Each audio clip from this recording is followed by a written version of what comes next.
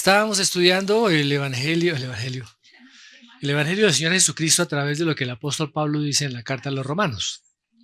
Y la vez pasada estuvimos compartiendo desde el versículo 25, la segunda parte del versículo 25.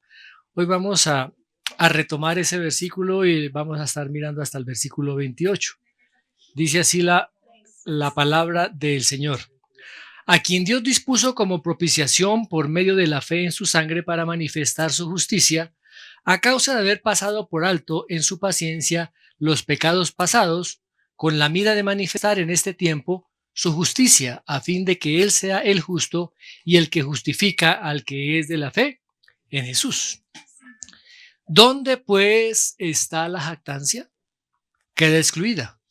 ¿Por cuál ley? Por la ley de las obras. ¿Por la ley de las obras? No, sino por la ley de la fe.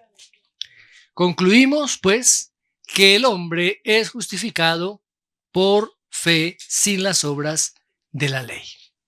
Es una de las primeras preguntas que hace Pablo aquí de las tres que están ahí. La vez pasada vimos cómo la cruz manifiesta la justicia de Dios, esa justicia perfecta, esa justicia eterna.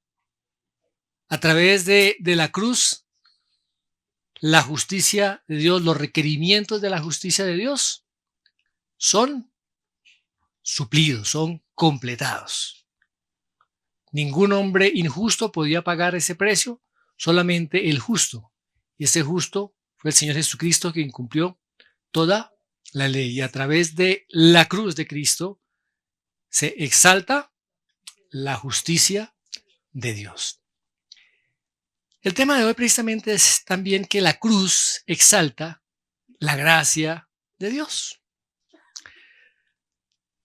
Lo que la cruz muestra es la absoluta incapacidad que el hombre posee, que el hombre tiene de acercarse a Dios en sus propios términos o con sus propias fuerzas. Por eso el apóstol Pablo pregunta, ¿dónde pues está la jactancia? ¿La jactancia de quién? La jactancia del hombre. Está preguntando ahí el apóstol Pablo. ¿Y qué responde él? Queda excluida. ¿Por qué? Porque el poder de la salvación solamente se encuentra en la cruz del Señor Jesucristo. El hombre no tiene absolutamente ningún motivo alguno para felicitarse, para exaltarse o para sentirse satisfecho consigo mismo. Tristemente hoy en día es una actitud que a veces uno ve frecuentemente. El hombre exaltándose a sí mismo porque aceptó a Cristo. Y eso realmente, mis amados, no es bíblico. El hombre realmente no puede buscar a Dios. El hombre no puede aceptar a Dios en sus propias fuerzas, en sus propios requerimientos. Miremos lo que el apóstol Pablo dice allá en 1 Corintios, capítulo 1, verso 26. Mirad, hermanos, vuestra vocación, que sois muchos sabios según la carne, que no sois muchos sabios según la carne, ni muchos poderosos, ni muchos nobles, sino que lo necio del mundo escogió Dios para avergonzar a los sabios, y lo débil del mundo escogió Dios para avergonzar a lo fuerte, y lo vil del mundo y lo menospreciado escogió Dios, y lo que no es, para deshacer lo que es. Aquí el apóstol está utilizando algunas descripciones de lo que se da solamente en el plano humano, ¿cierto? Pero delante de Dios es la misma condición de un hombre que sea sabio y la misma condición de un hombre que sea ignorante, porque ambos están bajo el juicio de Dios. Ambos son injustos. A la vista de Dios todos son injustos. No hay noble, no hay plebeyo, no hay sabio, no hay ignorante. Pero Dios dice, mire, lo necio del mundo lo escogió Dios para avergonzar a los sabios y lo débil del mundo para avergonzar a los fuertes. Y el apóstol se sigue preguntando, bueno, ¿y esto por cuál ley? ¿Por cuál ley queda excluida esa jactancia y esa autosuficiencia del hombre? Y hay otra pregunta. ¿Es con base en la ley de las obras? ¿Qué responde el apóstol Pablo? No, sino por la ley de la fe. ¿Ustedes recuerdan cómo fue justificado nuestro padre Abraham? ¿Por lo que él haya hecho? No, por la fe. Veamos cómo dice ahí el apóstol Pablo en el capítulo 4 de Romanos. Romanos capítulo 4, verso 2. Dice, porque si Abraham fue justificado por las obras, tiene de qué gloriarse, pero no para con Dios. O sea, Abraham no fue justificado por las obras, sino por la fe. La fe en ese Mesías que vendría.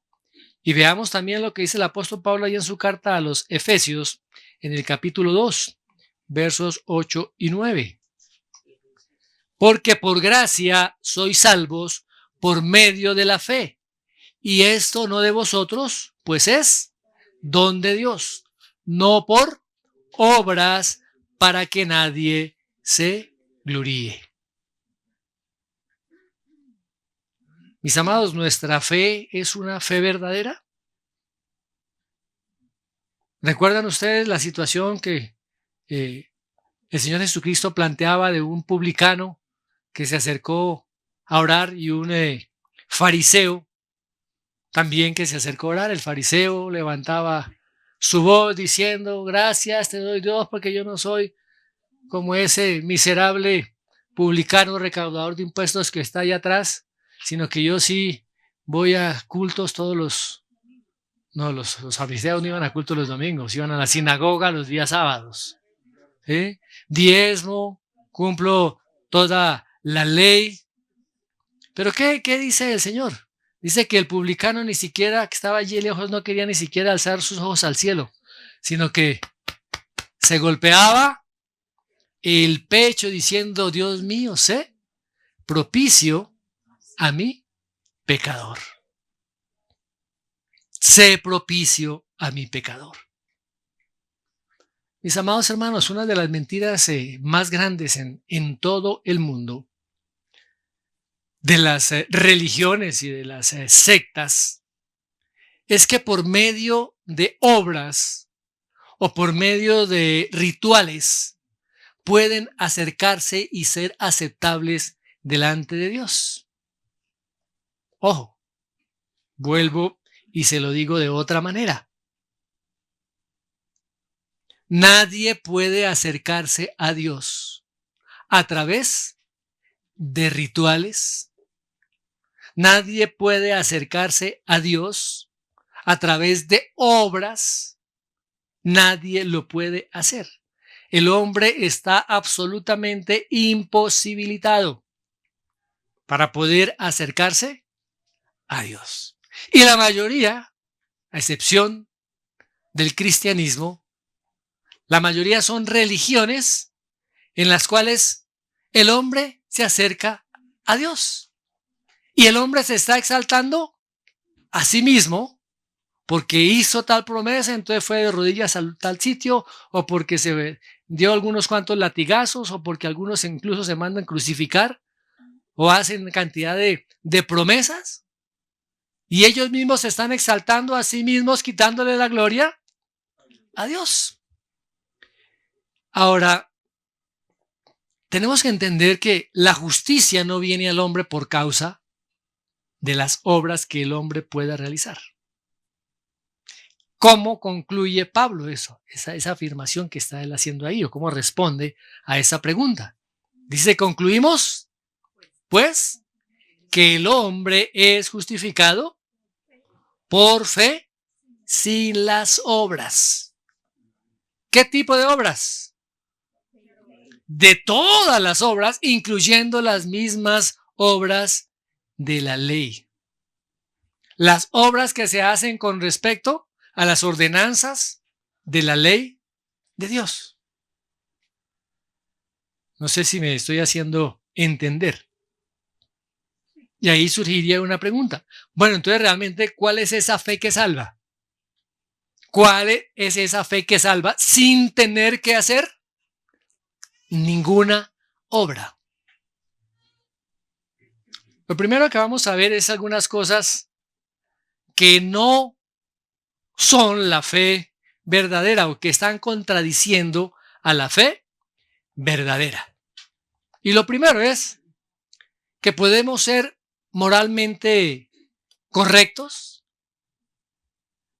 Nuestra moralidad puede ser manifiesta a todas. Podemos manifestar una moralidad exterior, pero no ser salvos. E incluso hay algunos que no son cristianos que son moralmente correctos. Es gente que uno dice, oiga, estos tienen bastante elevados los estándares de conducta. Y el Señor Jesús tuvo un encuentro con un hombre similar, ¿no? Un hombre joven que se acerca y le pregunta, maestro bueno, ¿qué bien haré para tener vida eterna? ¿Qué le responde el Señor Jesucristo? Le dijo, guarda los mandamientos. Y luego procede a mencionar algunos de los mandamientos. ¿Y qué le dice el hombre? Todo esto lo he guardado. Todo esto lo he hecho. Y el Señor Jesús no le dice, no, usted no ha hecho nada de eso. Él no cuestiona esa sinceridad de este hombre. ¿Y qué más le dice al Señor? Vaya, venda todo lo que tiene y entregue ese dinero a los pobres. Y luego vienes y me sigues. ¿Y qué sucede con el hombre? El hombre se fue triste porque tenía muchas posesiones. Aunque estaba haciendo obras, incluso obras de la ley, moralmente un hombre correcto, pero todo eso que estaba haciendo no lo estaba haciendo realmente por amor a Dios. Lo estaba haciendo para exaltarse a sí mismo por sus propios intereses. Cuando el Señor le dice, entrega todo lo que tienes, él se niega. ¿En qué quedan esas obras que él realizó? No tienen ningún valor. ¿Por qué? Porque eran realizadas por motivos totalmente egoístas. Muy bien. Un segundo aspecto es que el conocer intelectualmente la verdad de Dios, la verdad del Evangelio, la Biblia, tampoco constituye una prueba de una fe que salva. Podemos tener un gran conocimiento de las Escrituras y aún así no ser salvos. En los tiempos de Jesús, los escribas y los fariseos eran eruditos.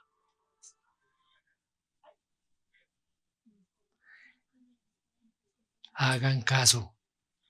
Eran eruditos, eran estudiosos de las Escrituras. ¿Pero qué pasó? Ni las creyeron ni las obedecieron. Y eso mismo se convirtió en doble juicio en contra de ellos. ¿Estamos hasta ahí bien? Miremos lo que dice allá el apóstol Pablo en Romanos 2:17. Romanos 2:17.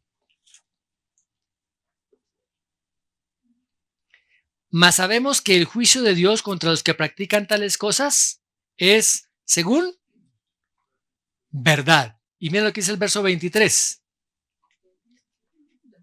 2:17, perdón, leí mal. He aquí, tú tienes el sobrenombre de judío y te apoyas en la ley y te glorías en Dios. Y veamos el verso 23.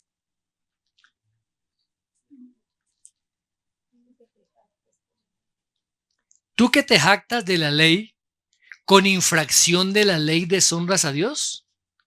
Porque como está escrito, el nombre de Dios es blasfemado entre los gentiles por causa de vosotros. Mis amados, no se trata de tener una cantidad de conocimientos. Sí es necesario conocer, pero el conocer nos tiene que llevar a vivir lo que conocemos, a creerlo y a vivirlo. Un tercer aspecto, el ser religioso tampoco es garantía de que seamos salvos o que poseamos una fe que nos salve. En el Antiguo Testamento, el Señor ordena vez tras vez para que cumplan las ordenanzas, las ceremonias, y muchas veces les dicen, mire, ustedes me llevan machos cabríos, me hacen sus sacrificios y todo esto, pero su corazón está lejos de mí. No hay una confianza en mí. Están desconfiando en sí en las ceremonias. ¿Recuerdan ustedes las parábolas de las 10 vírgenes? Dicen que 10 vírgenes eran prudentes, ¿cierto? Pero todas eran vírgenes. Todas eran moralmente correctas, eran puras, religiosamente también eran fieles. Pero ¿qué les faltó a 5 de esas vírgenes? Aceite, dice la palabra, ¿cierto? Aceite. ¿Cuál es el aceite? Esa fe salvadora. Esa fe que nos lleva a la salvación. Y por eso quedaron descalificadas para reunirse con el novio, quedaron por fuera de las bodas. Muy bien. Otro aspecto es el ministerio. Yo sirvo al Señor, llevo a cabo un ministerio. Judas también sirvió al Señor. Judas fue muy activo, así como los demás discípulos del Señor. Fuera de eso, Judas fue el tesorero. Era encargado de las finanzas del grupo de discípulos del Señor Jesucristo. Ojo, aquí no tenemos nada contra los tesoreros, ni los contadores, ni nada, ¿no? Ahorita no, nada de eso. Pero recordemos que eso tampoco es garantía, es que yo, sí, es que yo. ¿Qué dice el Señor Jesús allá en Mateo 7, 21 al 23?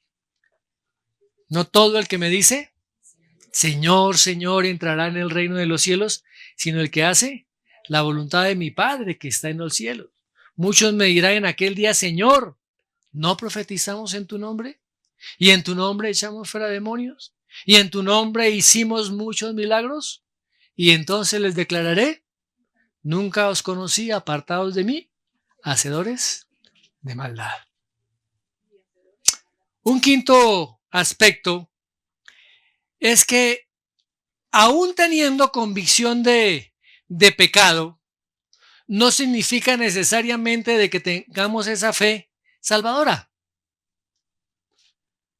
En todo el mundo, mis hermanos, hay instituciones, generalmente de salud mental, donde llegan allí las personas que no pueden funcionar correctamente dentro de la sociedad, donde en aquellas personas hay un sentido tan fuerte de culpabilidad, un sentido que no es sano en sí mismo, pero ese sentido de acusación y de culpabilidad no las ha conducido a realmente un arrepentimiento y a un encuentro con el Señor Jesucristo.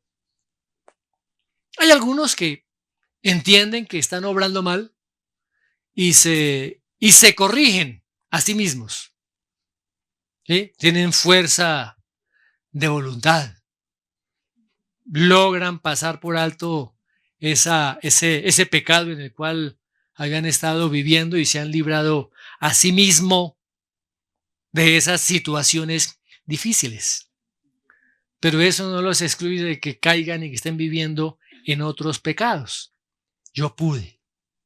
Esto nos lleva primero al pecado del Del orgullo, mis amados, del orgullo.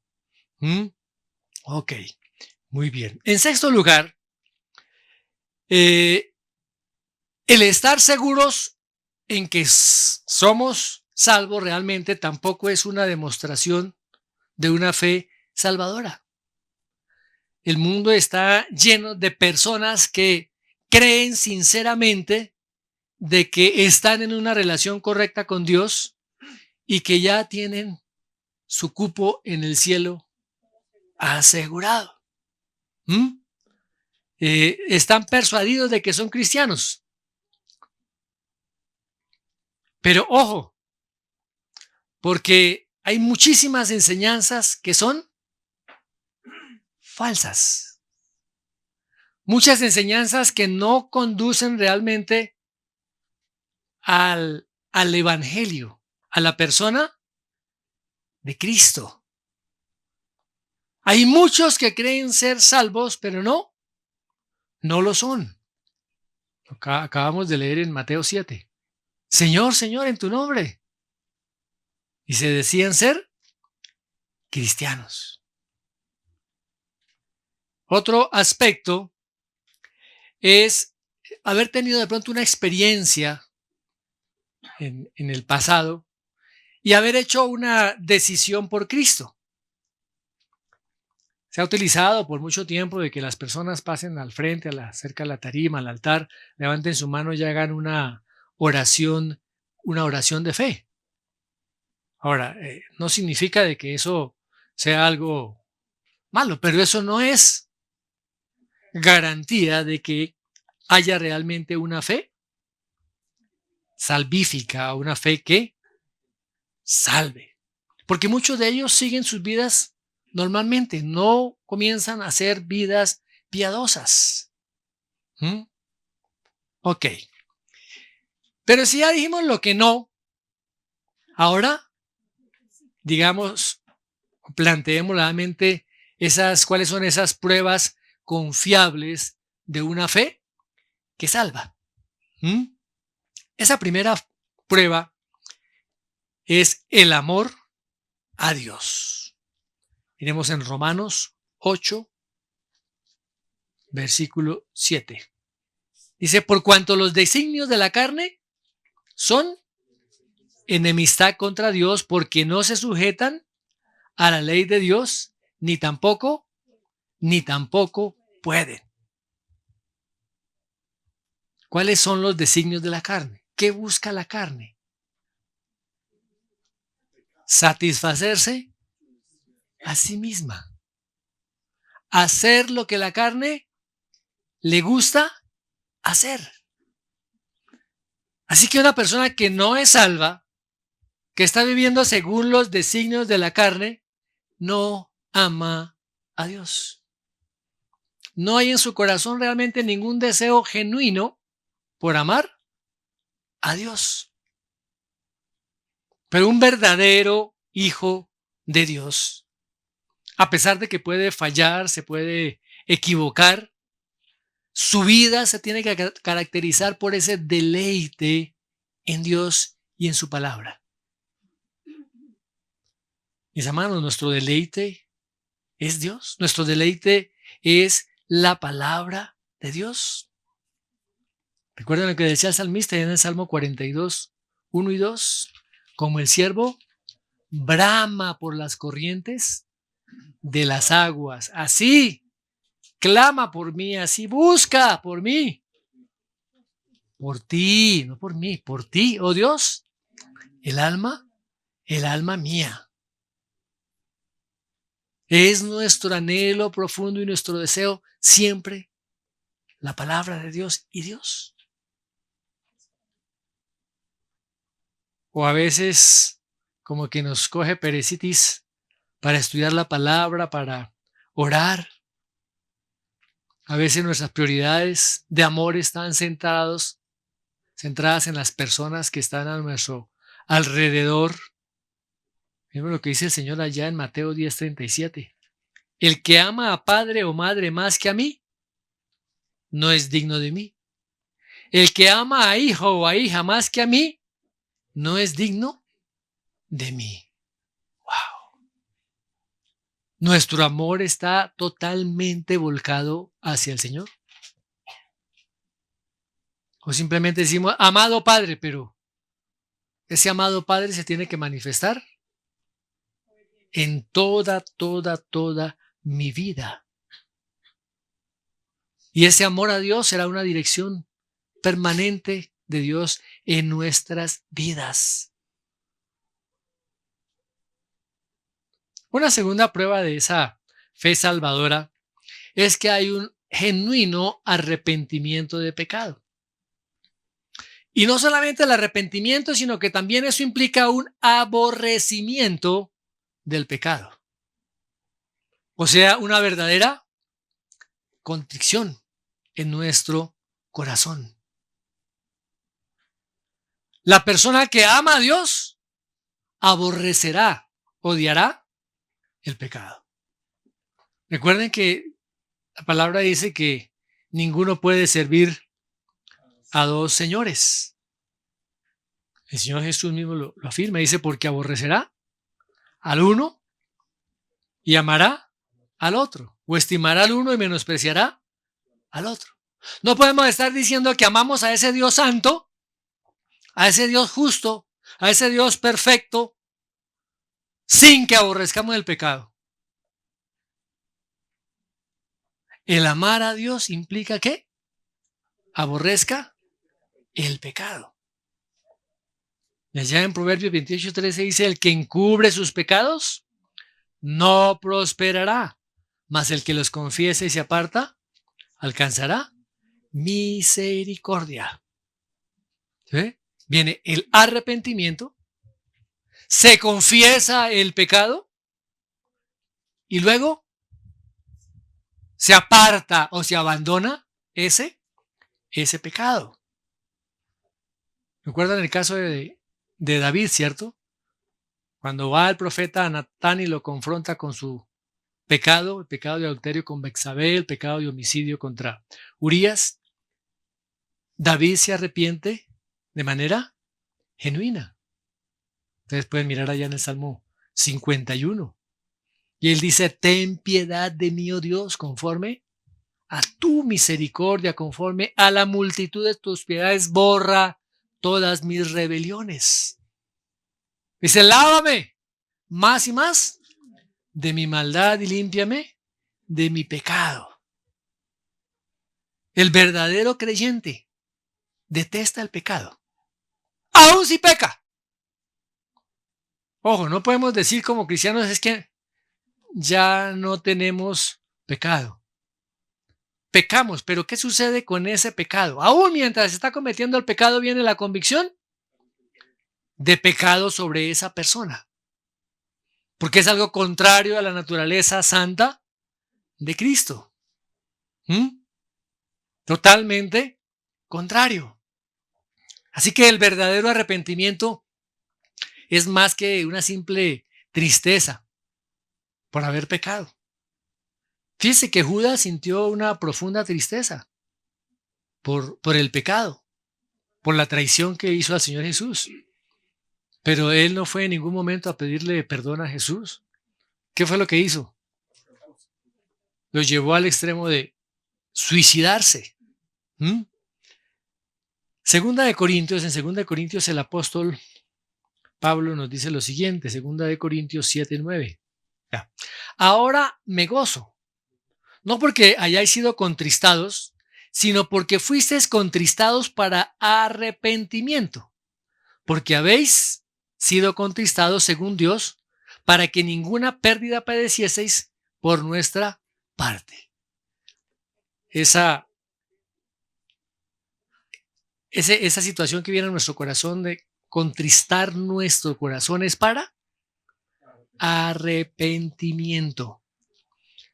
Ese arrepentimiento siempre implica una tristeza profunda, una tristeza piadosa, entendiendo que hemos desobedecido a Dios, que hemos ofendido la gloria de Dios. Ahora, como les decía, ningún cristiano va a estar completamente sin pecado, ¿no? ¿Recuerdan lo que dice ya el apóstol Juan ahí en su primera carta, versículos 8 y 9 del capítulo 1? Si decimos que no tenemos pecado, dice que nos engañamos a nosotros mismos y la verdad no es a nosotros. Pero dice también que si nosotros confesamos nuestros pecados, Él es fiel y justo. ¿Para qué? Para perdonar nuestros pecados y limpiarnos de toda maldad. Y aquí viene una pregunta. ¿Nos molesta el pecado? ¿Nos molesta el pecado? Si no nos molesta el pecado, debemos cuestionar toda nuestra vida. Si no nos incomoda el pecado, tenemos que preguntarnos, ¿realmente hemos conocido al Señor?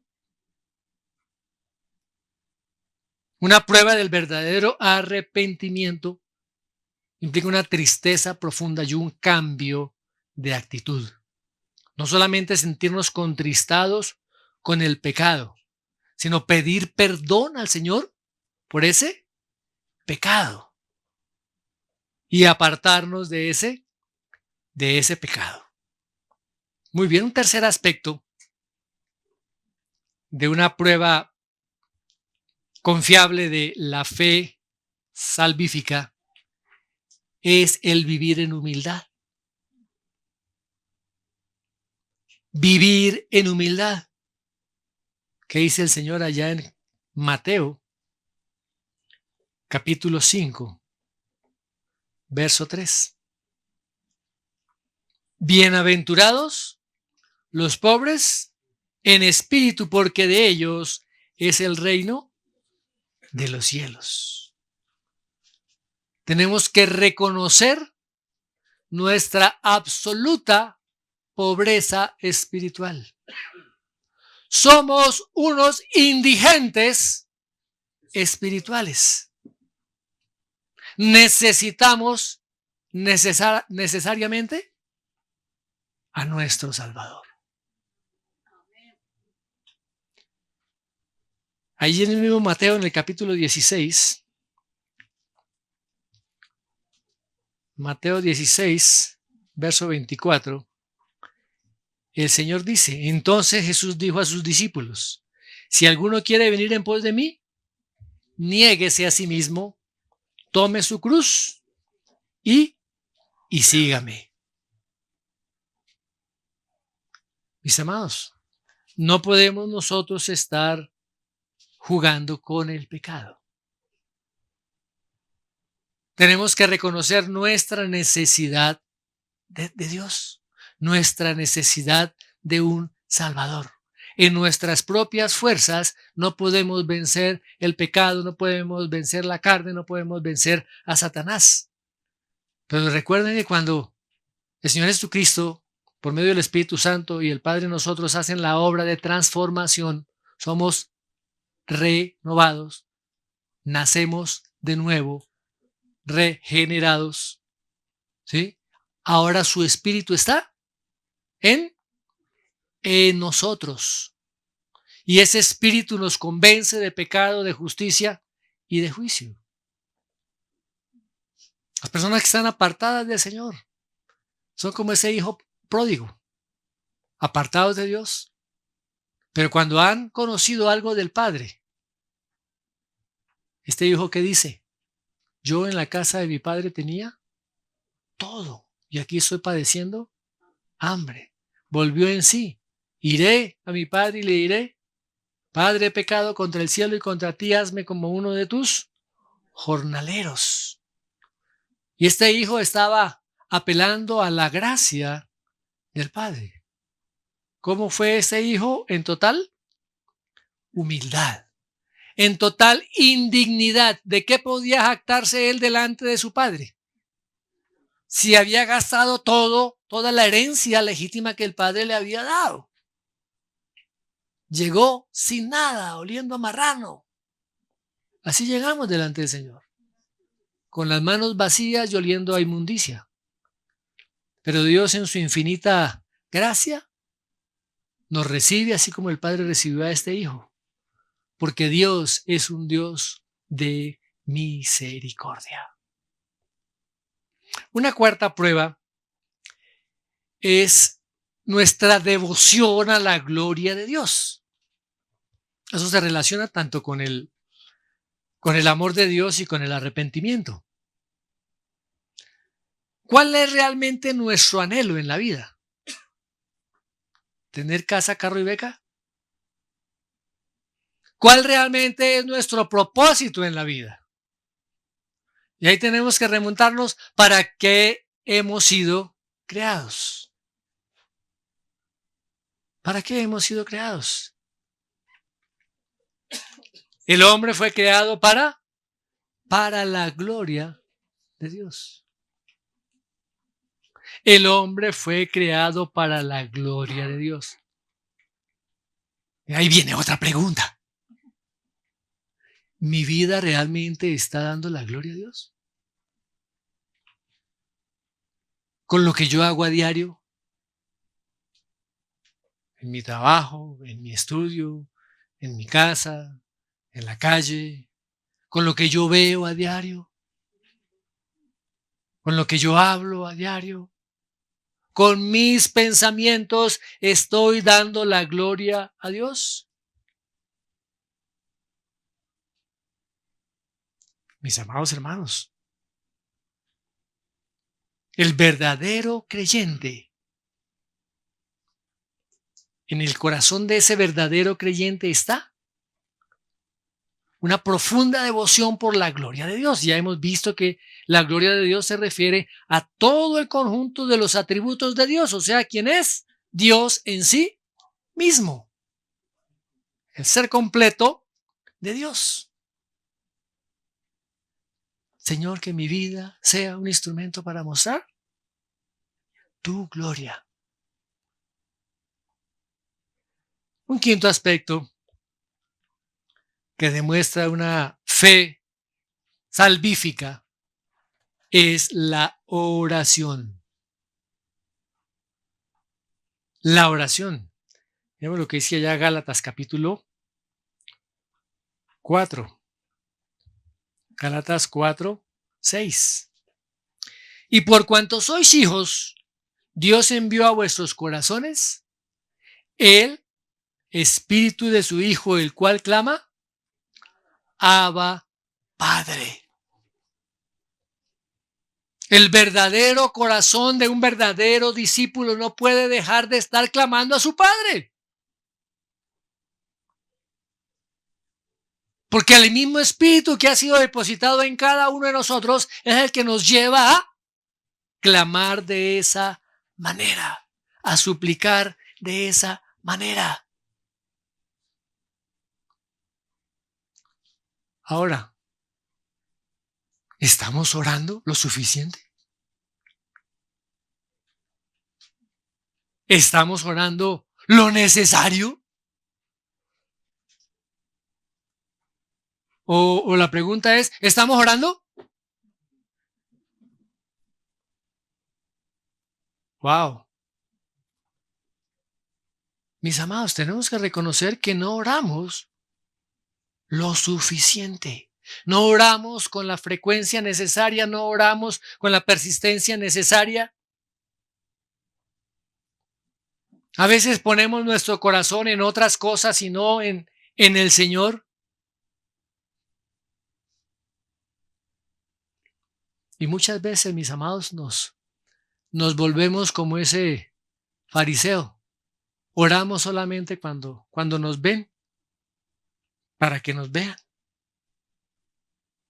Pero ¿es nuestra vida realmente una vida de oración continua? ¿Qué dice la palabra? Orad sin cesar. Todo el tiempo, permanentemente, constantemente. Abre sus ojos y ¿qué es lo primero que hace? Se va a la cama y ¿qué es lo último que hace? En su trabajo, en la calle.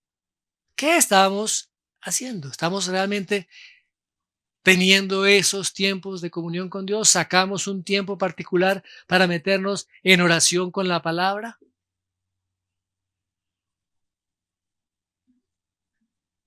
Una sexta marca es el amor abnegado. Ya habíamos dicho que la primera marca era el amor hacia Dios, pero aquí también tiene que ver con el amor hacia nuestro prójimo.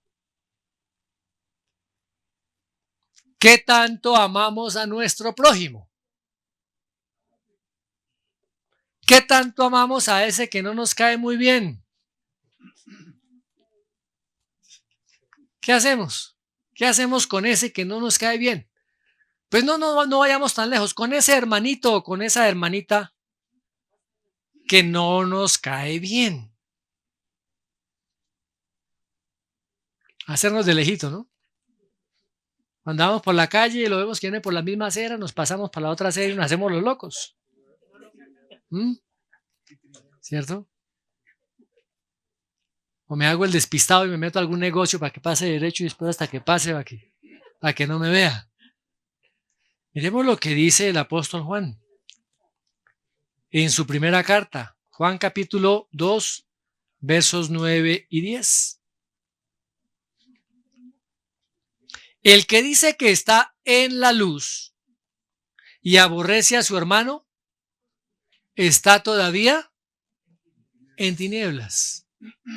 El que ama a su hermano permanece en la luz y en él no hay tropiezo.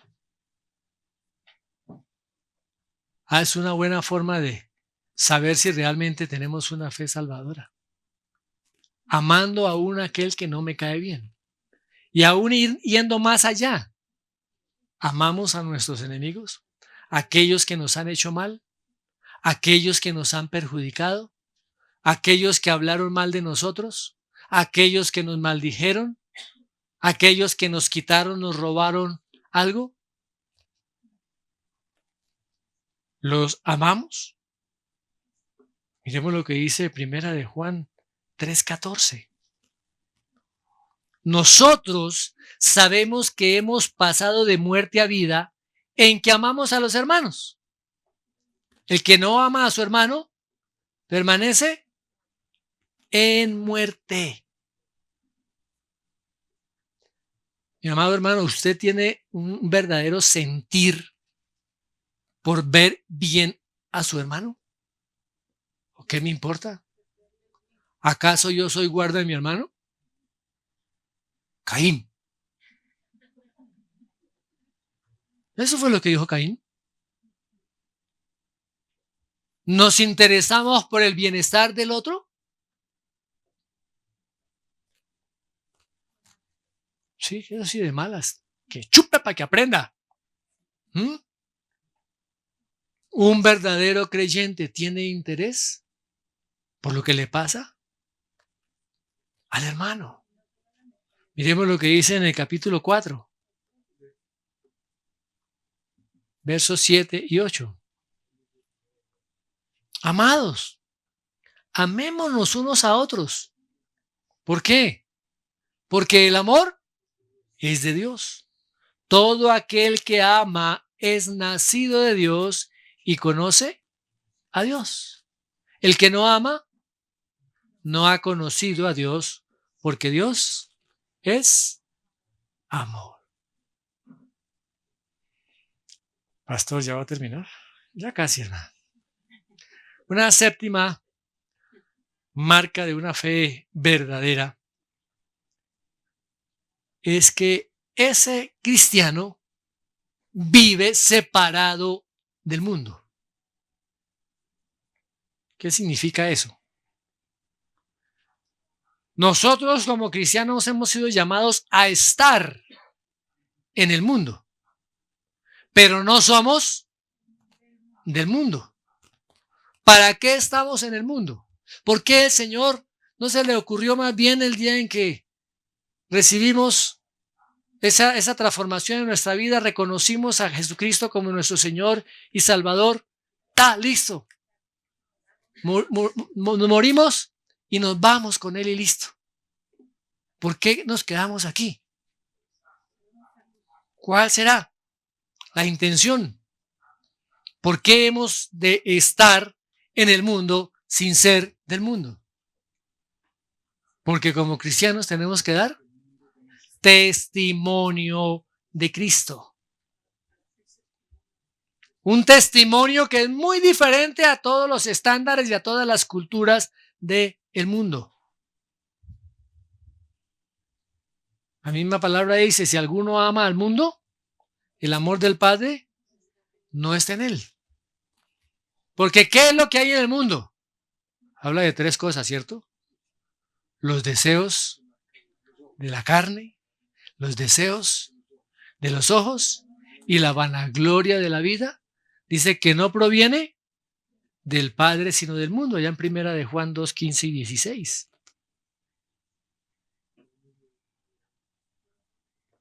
Y en primera de Juan también, capítulo 5, dice lo siguiente, 5:4.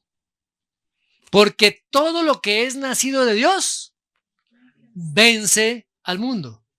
Y esta es la victoria que ha vencido al mundo, nuestra fe. ¿Quién es el que vence al mundo, sino el que cree que Jesús es el Hijo de Dios? Mis amados, nosotros no estamos puestos aquí en el mundo para seguir la corriente del mundo. No estamos aquí para hacer lo mismo que hace el mundo.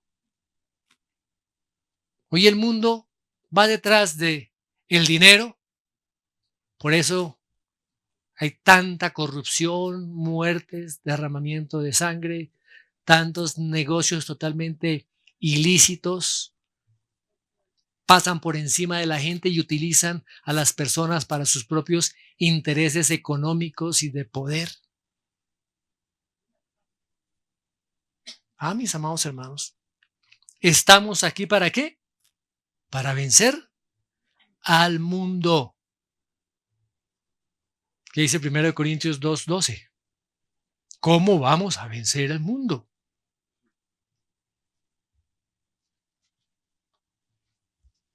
Y nosotros no hemos recibido el espíritu del mundo, sino el espíritu que proviene de Dios. ¿Para qué? Para que sepamos lo que de Dios nos ha concedido. Lo que Dios nos ha concedido. ¿Qué tenemos? El Espíritu de Dios. ¿Qué no tenemos? El Espíritu del mundo. Por eso vamos contra el mundo. Una octava marca de una verdadera fe es que hay crecimiento espiritual. Hay crecimiento espiritual. Cada uno como cristianos estamos en un grado determinado de crecimiento. Cuando hemos recibido la semilla de la fe genuina del Evangelio. ¿Ustedes recuerdan la parábola del sembrador? Cuando esa semilla cae en buena tierra, esa semilla crece y da fruto. Y da fruto. Miremos lo que dice allá en Marcos 4. 26. Decía además, así es el reino de Dios. Como cuando un hombre echa semilla en tierra y duerme y se levanta. Y se levanta de noche y de día y la semilla brota y crece sin que sepa cómo. Porque de suyo lleva fruto la tierra. Primero hierba, luego espiga, después grano lleno de la espiga. Y cuando el fruto está maduro, enseguida mete la hoz porque la siega ha llegado. ¿En qué etapa de crecimiento espiritual estás? ¿Hierba? ¿Espiga? ¿Grano? ¿Grano maduro? ¿En qué etapa de crecimiento estamos, hermano? Porque es imposible que una persona que ya tenga grano maduro no esté sembrando para dar más fruto. Cuando se ve crecimiento en esa persona, cuando es manifiesto ese crecimiento, es porque su vida espiritual, su relación con Dios está creciendo cada día. ¿De qué depende el crecimiento del cristiano? De que el pastor le esté dando todos los domingos el biberón para que y cada domingo venga y se le tenga el biberón, pero durante la semana no hace absolutamente nada. Hermano, el crecimiento del cristiano depende de su relación. Ya la semilla ha sido colocada en cada corazón. Pero en la medida que nos metemos con el Señor, nos metemos en su palabra, dice que no sabemos cómo esa semilla comienza a crecer allá. No sabemos cómo comenzamos a crecer espiritualmente cuando nos metemos con el Señor. Crecemos en el conocimiento de Él y crecemos espiritualmente. Y ese crecimiento debe ser progresivo cada día para parecernos más a la imagen del Señor Jesucristo. A los bebés hay que cambiarles el pañal. A los bebés hay que proveerles su alimento, el pecho materno, el tetero y en fin. Pero no podemos pretender que un bebé viva así 20 años, porque eso sería algo totalmente anormal.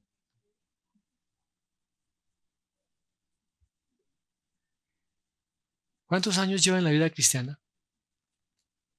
Debiendo ser ya maestro, debiendo ya haber ganado a muchos para Cristo y discipulando a muchos para Cristo, ¿es necesario que otra vez se le esté cambiando el pañal y se le esté dando tetero? ¿Es realmente esa fe una fe que salva? ¿O simplemente ha sido una facha, una fachada? Revisemos nuestra vida, mis amados hermanos. Y la novena. No es que vamos a comenzar la novena, no. Vamos a comenzar la novena hasta ahora.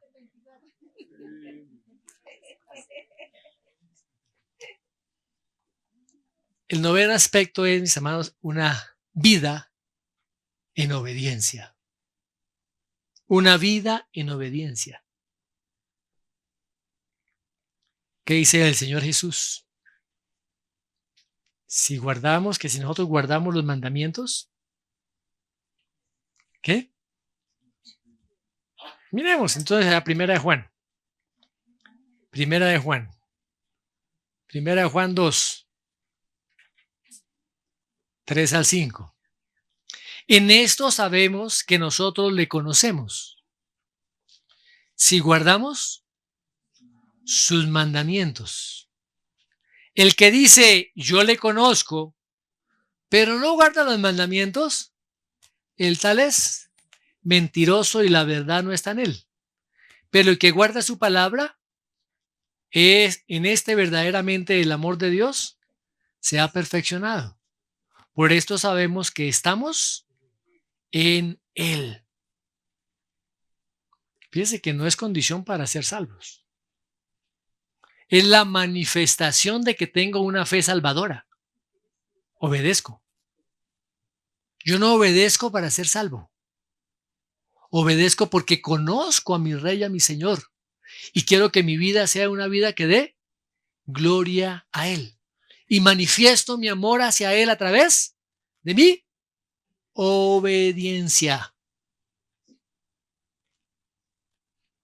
Y finalmente, mire lo que dice el apóstol Pablo allá en Efesios capítulo 2, verso 10. Efesios capítulo 2, verso 10.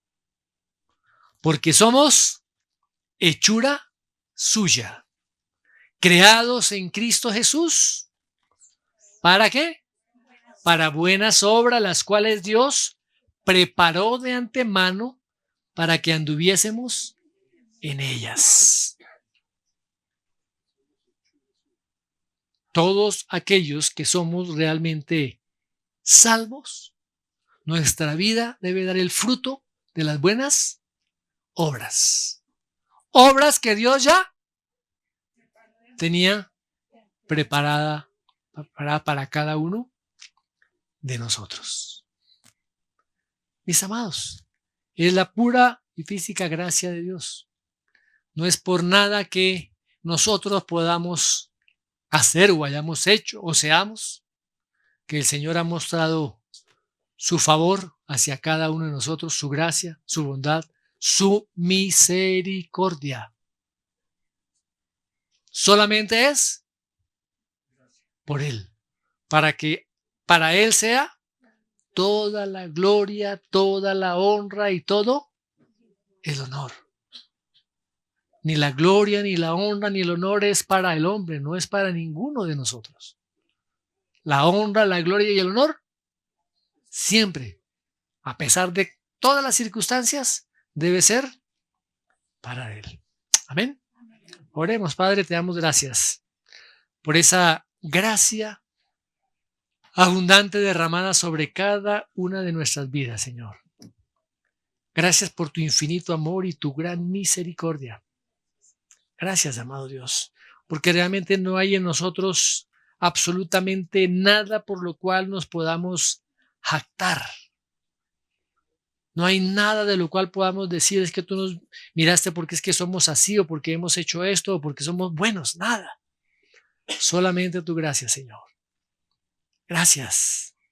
Gracias. Y clamamos, Señor, que realmente en cada uno de nosotros haya esa fe salvadora, esa fe salvífica.